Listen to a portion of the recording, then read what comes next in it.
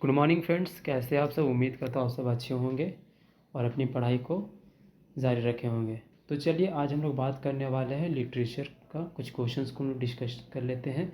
ये ऐसे क्वेश्चंस हैं जो प्रीवियस ईयर अलग अलग टीचिंग एग्जाम्स में पूछे गए हैं और उम्मीद है कि आने वाले एग्ज़ाम्स में भी पूछेंगे। जैसे कि आप सबको पता है कि बीपीएससी टीआरई 4.0 और एलटी ग्रेड का एग्ज़ाम होने वाला है, तो उसके लिए ये सब क्वेश्चंस इंपॉर्टेंट है। चलिए पहला क्वेश्चन देख लेते हैं। पहला क्वेश्चन बोल रहा है who is known as the bard of Avon. देखिए इसमें पूछा जा रहा है कि बार्ड ऑफ एवॉन किसको कहा जाता है। तो पहले जान लेते हैं कि ये बार्ड होता क्या है। ये एवॉन तो ये एक जगह का नाम है, लेकिन जो बार्ड है उसका मतलब होता है पोएट। तो इसमें पूछा जा रहा है कि एवॉन का पोएट किसे कहा जाता है। ठीक है, तो अब बताइए कौन सा है। जॉन डन है, जॉन किट्स है, विलियम शेक्सपियर या फिर विलियम वर्ड्सवर्थ। तो दोस्तों इसका आंसर होगा हमारा सी, विलियम शेक्सपियर। विलियम शेक्सपियर को बार्ड ऑफ एवॉन कहा जाता है। चलिए नेक्स्ट क्वेश्चन अब देखते हैं। देखिए नेक्स्ट क्वेश्चन है William Wordsworth became the poet laureate of England in which year. अब हमसे पूछा जा रहा है कि विलियम वर्ड्सवर्थ पोएट लॉरिएट कब बने थे इंग्लैंड के। तो ये बने थे 1843 में। कब बने थे, माफ़ कीजिएगा, ये बने थे 1843 में।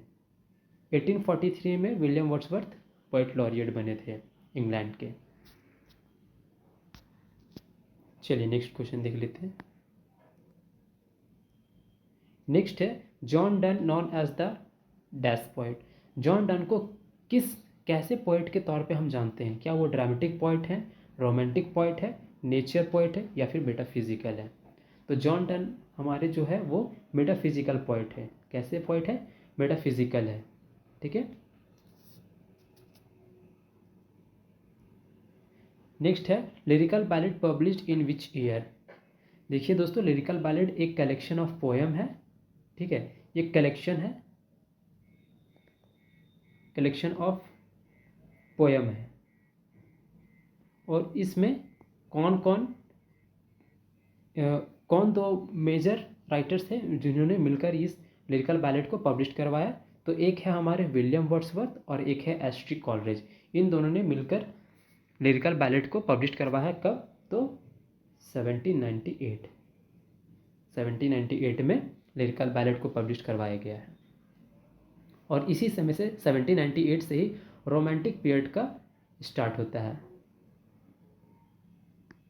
रोमांटिक एरा स्टार्ट होता है इसी लिरिकल बैलेड के पब्लिशन के साथ। चलिए नेक्स्ट क्वेश्चन देख लेते हैं। Next question, total number of poems in lyrical ballad is. पीछे भी हम लोग देखें कि लिरिकल बैलेड को पब्लिश करवाया गया है 1798 में। विलियम वर्ड्सवर्थ और एस टी कॉलरेज दोनों ने मिलकर करवाया। अब इसमें पूछा जा रहा है कि जो लिरिकल बैलेड है उसमें कलेक्शन ऑफ पोएम है, लेकिन टोटल कितने उसमें पोएम्स है। तो दोस्तों इसमें टोटल 23 पोएम्स है। देखिए विलियम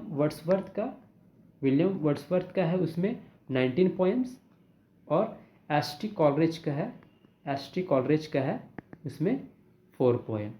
ठीक है, अब इसमें से पूछा जाता है कि सबसे फर्स्ट पोएम कौन सा है। तो इसमें सबसे फर्स्ट पोएम है एस टी कॉलरेज का the rhyme of ancient mariner.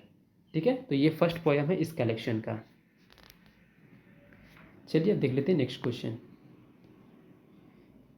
देखिए नेक्स्ट क्वेश्चन है हु रोट कुबला खान। कुबला खान किसने लिखा है। तो कुबला खान किसके द्वारा ये लिखा गया है, किसका वर्क है। तो ये एस टी कॉलरेज का वर्क है। इसका है S T Coleridge, Samuel Taylor Coleridge का। चलिए नेक्स्ट देख लेते हैं। नेक्स्ट पूछा जा रहा है who is known as the father of poetry. English literature में फादर ऑफ पोएट्री किसे कहा गया है। जॉर्ज हर्बर्ट को, जॉर्ज इलियट को, जॉफ्री चौसर या फिर चार्ल्स डिकेंस। तो दोस्तों इसका आंसर होगा हमारा जॉफ्री चौसर। जॉफ्री चौसर को फादर ऑफ पोएट्री कहा जाता है। चलिए नेक्स्ट क्वेश्चन देख लेते हैं। नेक्स्ट हमारा है Pamela is what type of novel. Pamela है वो किस टाइप का नॉवेल है। क्या वो गॉथिक नॉवेल है, एपिस्टोलरी नॉवेल है, बिल्डिंग्स रोमन है या फिर इनमें से कोई भी नहीं। दोस्तों पामेला एक वर्क है जो सैमुअल रिचर्डसन का पामेला वर्क है, नॉवेल है। और ये कैसा है, ये एपिस्टोलरी नॉवेल है। एपिस्टोलरी नॉवल कैसा होता है? ये नॉवल होता है लेटर्स के फॉर्म में लिखा जाता है, ये लेटर्स के फॉर्म में लिखा जाता है, उसको हम लोग बोलते हैं क्या? एपिस्टोलरी। गॉथिक जिसमें हमें गॉथिक उसमें हॉरर एलिमेंट्स को दिखाया जाता है, हॉरर कैरेक्टर्स को दिखाया जाता है, वो गॉथिक होता है। और बिल्डिंग्स रोमन क्या होता है? जो प्रोटेगैनिस्ट होता है, जो प्रोटेगैनिस्ट जो मेन कैरेक्टर होता है किसी भी वर्क का, उसका बचपन से लेकर एल्डर तक का, बचपन से लेकर है ना बड़े होने तक का जो जर्नी जो दिखाया जाता है उसको हम लोग बोलते हैं बिल्डिंग्स रोमन बोलते हैं। ठीक है दोस्तों, चलिए अब नेक्स्ट क्वेश्चन देख लेते हैं। तो इसमें पूछा जा रहा है कि the guide is the literary works by. देखिए ये अब यहाँ से जो क्वेश्चन आने वाला है, एक इसके बाद एक और क्वेश्चन आएगा, ये दोनों इंडियन राइटर्स का है। हमने टोटल इसमें सिर्फ 10 क्वेश्चन लिया है, जिसमें से 8 क्वेश्चन हमने लिया है अमेरिकन और ब्रिटिश राइटर से, और 2 हमारा है इंडियन राइटर्स को। तो हम लोग को इंडियन राइटर्स को भूलना नहीं है, क्योंकि ये भी एग्जाम में पूछा जाता है। और इसमें से देखिए the guide is the literary works by, ये किसका है? मुल्कराज आनंद का है, सलमान रश्दी का है, आर के नारायण या फिर अनिता देसाई का? तो दोस्तों द गाइड आर के नारायण का है, और आर के नारायण को इसी वर्क के लिए साहित्य अकादमी अवार्ड दिया गया है, साहित्य अकादमी, साहित्य अकादमी अवार्ड दिया गया है। तो कब दिया गया? तो 1960 में दिया गया है। ठीक है, 1960 में दिया गया है। ये पब्लिश्ड हुआ था, द गाइड हुआ था पब्लिश्ड कब? 1958 में, 1958 में हुआ था। ठीक है, और इसके 2 साल के बाद 1960 में, है ना, 1960 में साहित्य अकादमी अवार्ड दिया गया है द गाइड को, जो कि आर के नारायण का वर्क है। चलिए देख लेते हैं नेक्स्ट क्वेश्चन दोस्तों। तो इस सीरीज़ का ये लास्ट क्वेश्चन है, ये 10वां क्वेश्चन है। इससे बड़ा सीरीज़ हम लोग लाएंगे, बस ये एक डेमो क्लास के तौर पे था। अगर आपको ये क्लास पसंद अगर आता है तो इस चैनल से जुड़ जाइए, चैनल को सब्सक्राइब कर लीजिए और लोगों में भी शेयर कर लीजिए। तो देखिए लास्ट क्वेश्चन देख लेते हैं। In which year Untouchable works was published. अब पूछा जा रहा है कि जो ये अनटचेबल जो वर्क है, ये जो अनटचेबल जो वर्क है, ठीक है, वो कब पब्लिश किया गया था? तो दोस्तों देखिए जो अनटचेबल वर्क है ये किसका है? सबसे पहले आप जान लेते हैं इसका ऑथर कौन। तो इसका ऑथर है मुल्कराज आनंद। कौन है? मुल्कराज आनंद,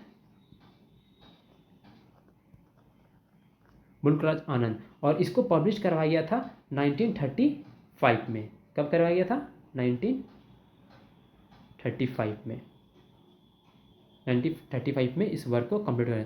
चलिए दोस्तों, तो ये लास्ट क्वेश्चन था। फिर हम लोग मिलते हैं नेक्स्ट वीडियो में, तब तक के लिए थैंक यू।